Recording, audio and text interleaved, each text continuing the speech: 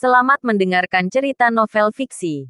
Jenderal Fed dari Indonesia dan Raja Penjara Darah Mantan Kaisar Kegelapan. Bab 53. Aku hanya membantu dia berubah jadi lebih baik. Suasana di dalam Mercedes-Benz itu terasa sangat berat.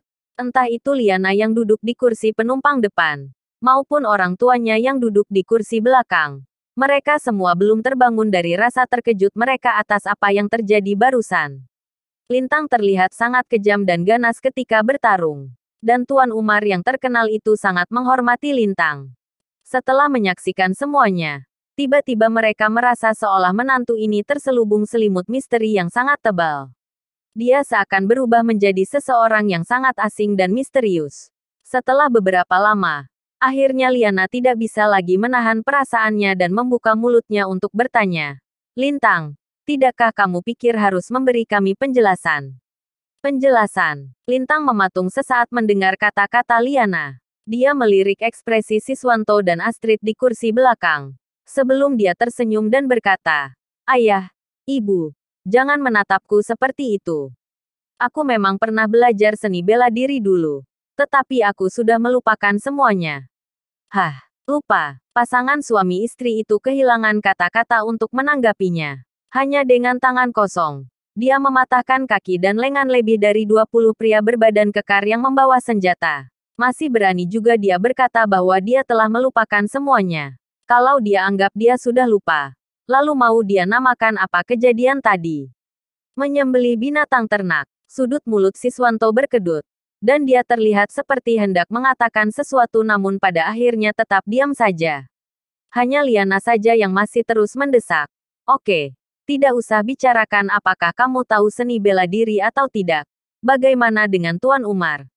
Bagaimana kamu bisa mengenalnya? Ketika mereka mendengar nama itu, telinga Siswanto dan istrinya segera menajam. Tuan Umar adalah penguasa wilayah utara kota. Mereka tidak punya gambaran sedikit pun bagaimana Lintang bisa kenal dengan orang seperti itu. Sayang, bukankah aku dikirim ke penjara beberapa hari yang lalu? Lintang menjawab dengan tenang sambil tersenyum.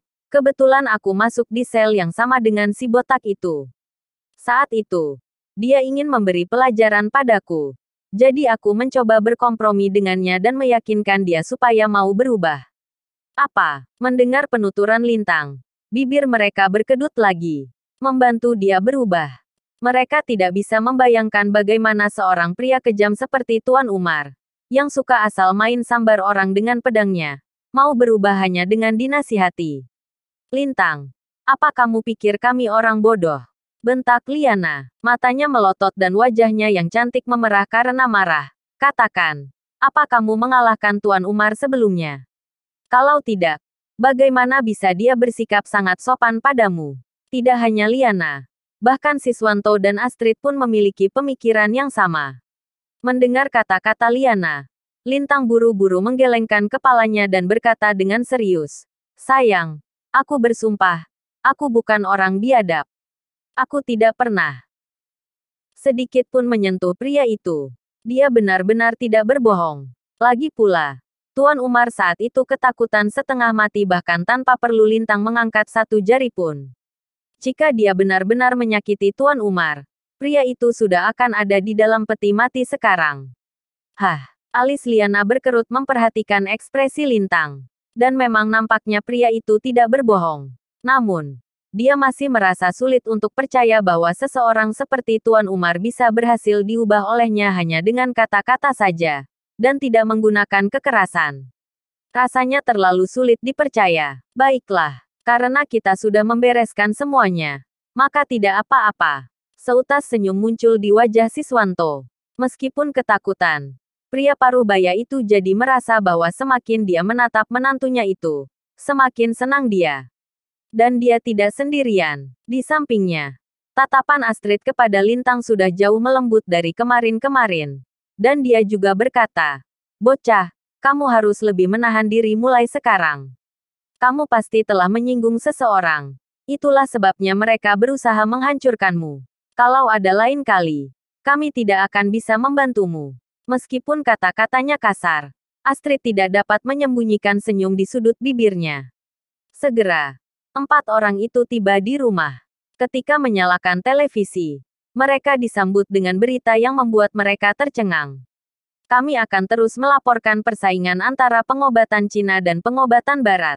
Menurut informasi terbaru, Tuan Wardana Ghani, seorang ahli pengobatan tradisional Cina, sekali lagi memberikan tantangan untuk mengikuti sebuah kompetisi kepada Dr. Mike, seorang ahli kedokteran Barat. Dikatakan bahwa akan ada kontestan lain dari pihak pengobatan tradisional Cina bernama Dr. Fed. Dr. Fed ini adalah sosok yang misterius dan asalnya tidak diketahui. Namun dia sangat disanjung dan dihormati oleh Dr. Ghani, seorang dokter pengobatan Cina terbaik di kota ini. Apa? Setelah mendengar berita itu, Liana dan keluarganya tercengang. Mereka tidak mengira Wardana Ghani akan mengeluarkan tantangan lain setelah menderita kerugian yang begitu besar. Sedangkan dokter yang baru muncul ini, mungkinkah dia lebih berbakat daripada tetua Ghani? Kalau tidak, bagaimana bisa dia ikut kompetisi itu? Sepertinya kita tidak punya dokter pengobatan Cina yang terkenal di kota ini dengan nama marga seperti itu, iya kan? Siswanto mengerutkan kening. Tidak peduli seberapa keras dia memeras otaknya, dia tidak tahu siapa dokter itu. Liana juga bingung, apa yang sebenarnya sedang terjadi akhir-akhir ini. Pertama kita punya petinggi bernama Tuan Fed. Kemudian sekarang, muncul juga seseorang bernama Dr. Fed. Seluruh keluarga benar-benar bingung. Mereka sungguh tidak bisa menemukan siapa sebenarnya dokter itu. Namun, tidak hanya itu. Segera, gambar-gambar Wardana Ghani, praktisi pengobatan tradisional Cina terbaik di kota Jakarta, muncul di layar televisi. Selama wawancara, dia sudah tidak lagi memasang wajah sedih karena harus menelan kekalahan. Bahkan pria itu sangat bersemangat ketika dia menjelaskan pada reporter. Kami memang sangat beruntung bisa mengundang Dr. Fed kali ini. Kami ingin mengucapkan terima kasih dan rasa hormat kami yang terdalam kepadanya karena telah bersedia datang dan berpartisipasi dalam kompetisi meski jadwalnya sangat padat. Besok pagi, saya percaya Dr. Fed akan mendemonstrasikan teknik pengobatan Cina yang luar biasa. Supaya semua orang mengerti bahwa pengobatan ini jelas merupakan teknik pengobatan ajaib yang bisa menyembuhkan luka dan menyelamatkan nyawa. Apa? Keluarga Liana benar-benar tercengang mendengar kata-kata itu. Meskipun melalui layar televisi, mereka dapat dengan jelas merasakan keyakinan dan rasa hormat yang mendalam dari pria itu kepada Dr. Fed. Ya Tuhan, sekarang aku menjadi semakin penasaran siapa sebenarnya Dr. Fed ini, seru Siswanto bertanya-tanya. Sementara itu, Liana merasa tidak percaya. Benar, tetua Ghani adalah yang terbaik di kota Jakarta. Seseorang yang dia hormati pasti adalah seorang praktisi pengobatan Cina yang sudah lanjut usia. Seorang praktisi pengobatan Cina yang sudah lanjut usia. Lintang berusaha menahan diri untuk tidak tersenyum maupun tertawa. Dia mengerti bahwa meskipun dia memberitahu mereka bahwa dialah dokter yang mereka bicarakan itu, mereka pasti tidak akan percaya. Dan saat itu, televisi berganti menayangkan wawancara dengan pakar pengobatan Barat, Mike. Di televisi, Mike berusaha terlihat tinggi dan berkuasa, dengan raut mencemooh yang sangat jelas di wajahnya. Pengobatan tradisional Cina. Semua itu hanya omong kosong saja. Seseorang yang bernama Fed ini pasti tidak lebih dari seorang yang tak berguna.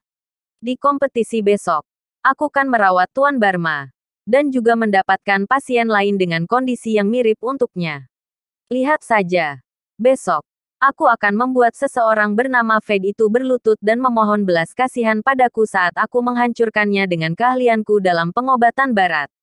Aku akan membuat dia berlutut dan mengakui bahwa pengobatan tradisional Cina hanyalah tipuan, seonggok sampah. Hahaha. Tertawaan Mike terdengar sangat histeris. Dan yang ada di sampingnya adalah si penjilat bernama Ivan Barma, sedang berbicara pada reporter. Hari ini, kakek saya hampir kehilangan nyawanya. Jantungnya telah berhenti selama 10 menit penuh. Namun berkat pengobatan Barat Dr. Mike, kakek saya bisa hidup kembali. Jadi saya yakin bahwa Dr. Mike akan bisa menyelamatkan kakek saya besok. Bagaimana dengan Dr. Fed? Maaf saja, tapi aku tidak pernah mendengar nama itu sebelumnya. Mungkin dia cuma orang kampung yang datang entah dari mana. Kata-kata Ivan semuanya adalah pujian bagi pengobatan barat sekaligus usaha untuk menginjak-injak pengobatan Cina. Melihat ini, Lintang benar-benar tidak bisa menahan seringai yang muncul di bibirnya. Dia sungguh ingin melihat bagaimana ekspresi wajah mereka setelah kompetisi besok.